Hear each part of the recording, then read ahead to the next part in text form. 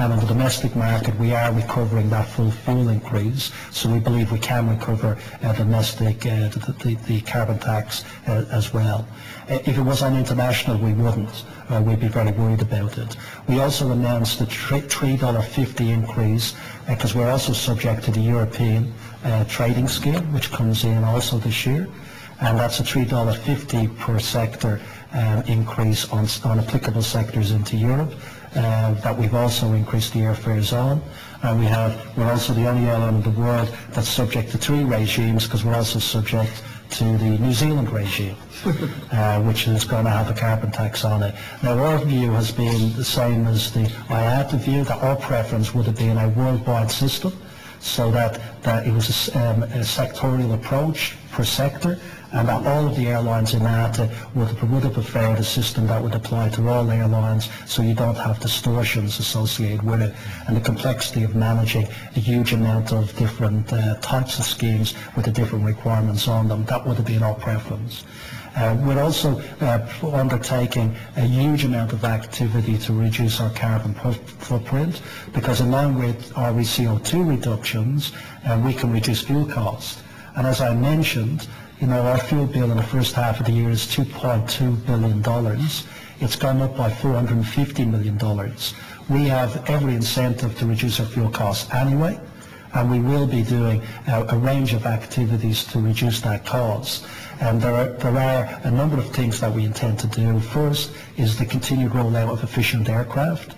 As I think the chair asked about the fuel efficiencies of the new technology, that new aircraft like the A380 and the 787s will dramatically reduce our CO2 footprint and reduce our fuel costs.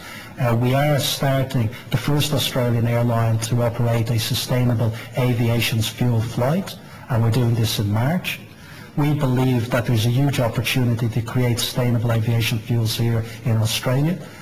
We spend that $4 billion a year on fuel. It's all going to the Middle East. There's an opportunity for us to invest here in Australia, and we are working with the government, working with state governments for funding to try and start testing a number of different alternatives for sustainable aviation fuel, which could create thousands of Australian jobs, and we believe can do it at an efficient rate. And we've signed up for 2 alternatives, Solacine and Selena. They are using, one of them is using algae from sugarcane and using the waste from sugarcane. One of them is using rubbish from the cities.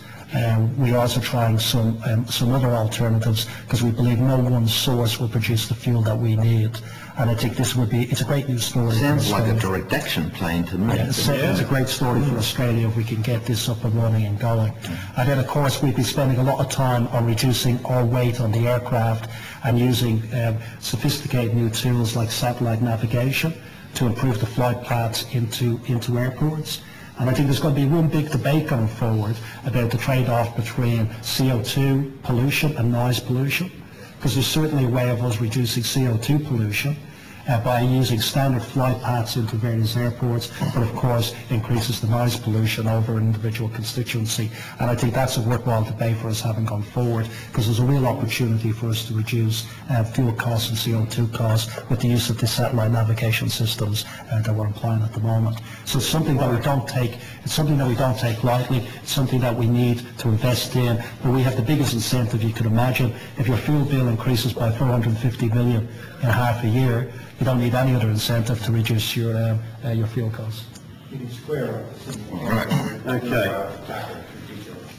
So 150 million annual cost. 115. 115 annual cost. Fully recouped by the Australian consumer. It's passed on to the Australian consumer. We cannot digest the it. Australian public pays, and that's at variance with whatever other company. Sorry? With other airlines around the world will be forced to pay.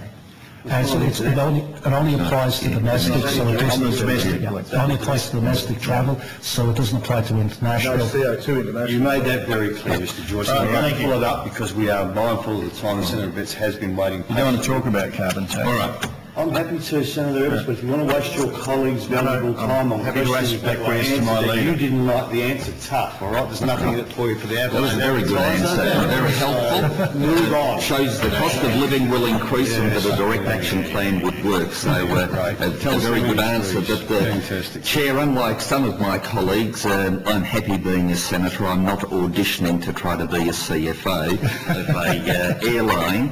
But if I might just ask a few questions.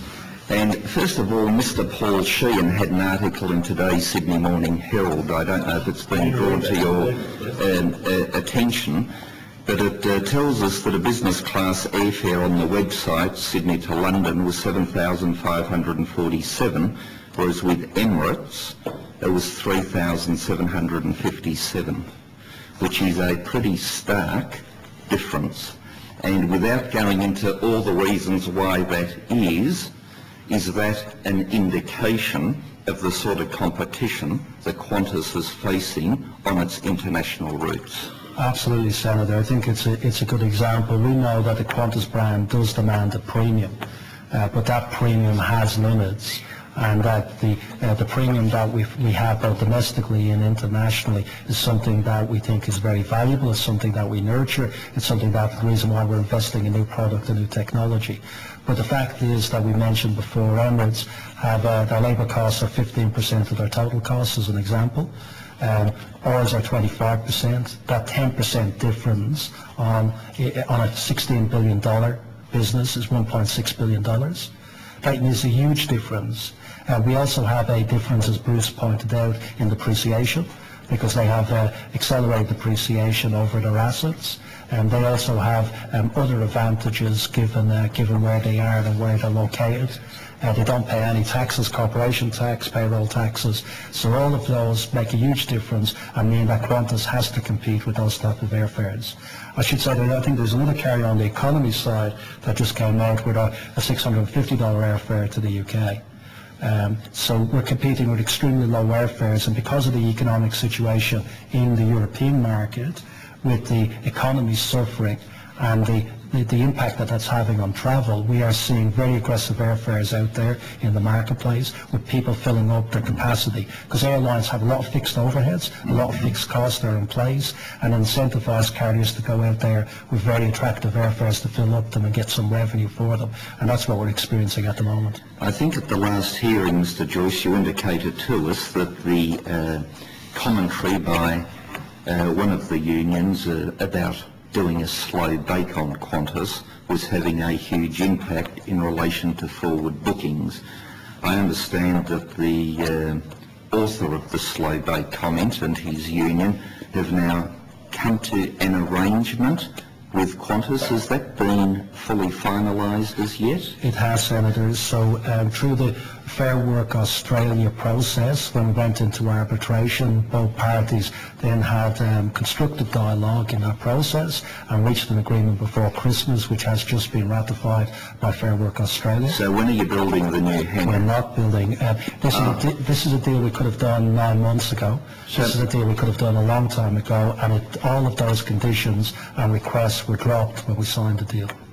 Right, so we've had a lot of this agitation within the marketplace and quite inflammatory commentary by certain people against Qantas for a period of 9 months.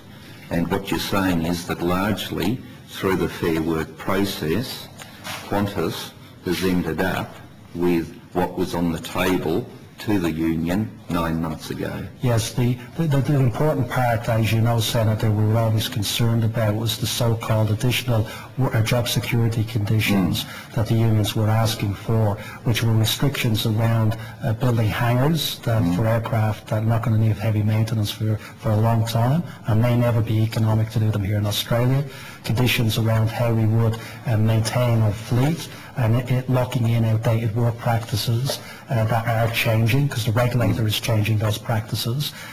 We call it maintenance on demand, and there's the use of what we call A licenses in particular.